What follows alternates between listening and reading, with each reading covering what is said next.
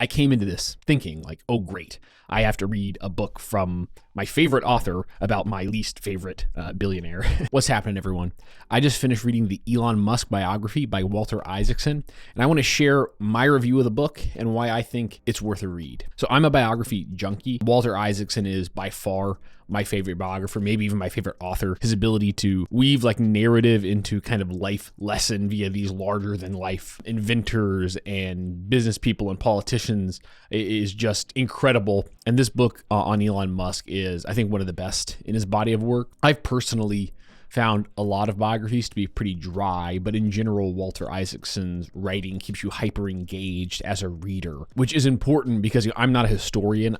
I can't read dry historical reenactments of things. I need a very human element. I have to admit, going in, I was kind of biased against the book because I'm just not so into the Elon Musk personality cult with his Twitter drama and all this. So I came into this thinking like, oh, great, I have to read a book from my favorite author about my least favorite billionaire. But, as I got into the book, I found it just sucked me in. I binged like 4-hour reading sessions over a week or two until I finished the book. Anyway, let's dig into why this book was so good. Without giving too much away, Isaacson tells the story of Elon's childhood, his early education, his love life, his views on reproduction and the human race, his reign of Tesla and SpaceX and business, and his dramatic takeover of Twitter. And the story was really focused on Elon as a man, and a particular emphasis was Elon's focus on mission above all else. His mission to bring electric cars and protect free speech and make human civilization a spacefaring species. All of these lofty missions to him are like the most important things in life, and that's his biggest strength. It's also his biggest weakness as a man, as a father, as a fellow human, in how he maybe treats others in pursuit of accomplishing that mission. So for me, one of the more captivating parts of the story was this idea of Elon's demon mode. Elon's friends and family refer to this switch that flips in Elon's head, where he has this impulse to just tear into people or processes or start binge working around the clock. He gives people ultimatums. He sets unrealistic expectations in an attempt to get out of some seemingly impossible situation, or sometimes for no reason at all, maybe just almost on an impulse. When things are going well, he kind of flips this switch and goes hardcore, as he might say. Elon's hardcore pace, along with these demon mode surges, led him to churn through senior leaders, co-founders, partners, friends, as he elbowed his way into being one of the most powerful, most respected, and richest people on Earth.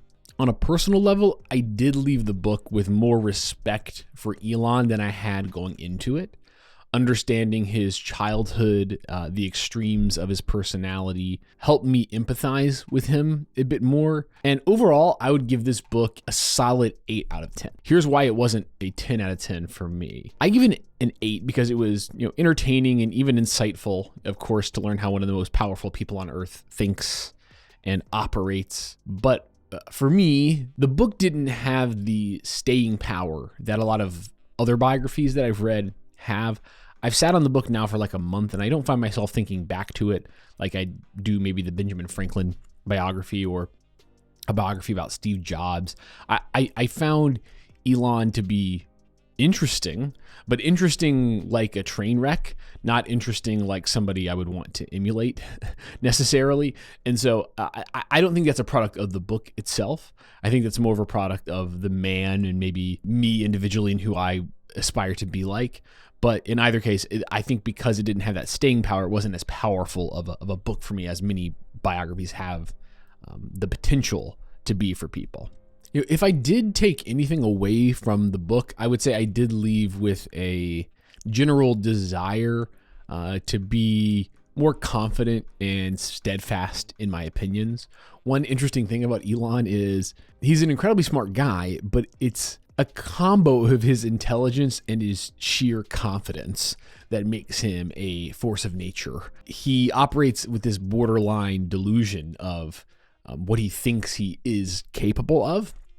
And while if most people thought the same way, they would be delusional, he has somehow found a way to accomplish many of these lofty, lofty goals that he has through sheer aggressive business tactics and innovation. While I feel good about my 8 out of 10 rating, it's very possible that if Elon were a less socially charged person or somebody who I empathized with more from a values perspective, that I could have found his story to be more inspiring. So don't let my 8 out of 10 rating keep you away from this book. I think it's a solid read. And while you're at it, pick up any of Walter Isaacson's biographies. Maybe the best biographer of all time, but at least the best as far as American biographers go.